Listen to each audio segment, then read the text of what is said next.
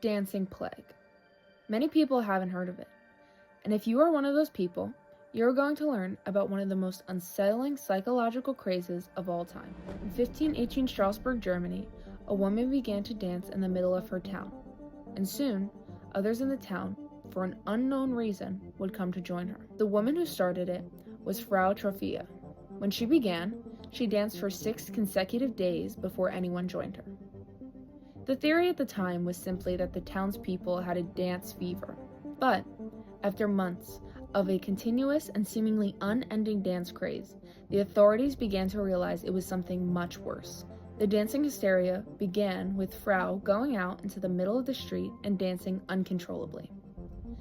After people had watched her dance for multiple days, they began to join in. Initially, 34 townspeople were dancing alongside Frau, and by the end of the month, it had progressed to about 400 people. Doctors, clergy, and the city council attempted to step in and come up with ideas to stop the dancing. Authorities believed that the townspeople would tire themselves out and even hired musicians to play music for the dancers to help them get it out of their system. Unfortunately, the music only made the dancing worse. So the authorities went to such lengths as to get men with swords to slash the people's feet in an attempt to get them to stop dancing. We now believe that the hysteria could have been caused by food poisoning from bacteria called ergot that grew on wheat. We also believe that it could have been a psychological illness that people were suffering from.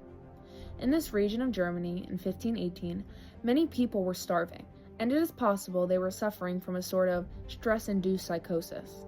Many would have bloody, swollen feet that would become so severe that they would bleed through their shoes. There were as many as 15 deaths per day during the outbreak's peak, but the final number of fatalities is unknown today, said a Wikipedia article on the subject. A few people would lose consciousness and snap out of the craze, but many others were so worn out that they had heart attacks and died.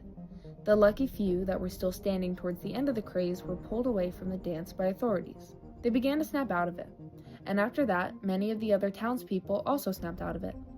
Today, we have no definitive idea of what caused this outbreak because of the limited knowledge and medical records from the time. But the theories of what caused this outbreak will continue to be explored.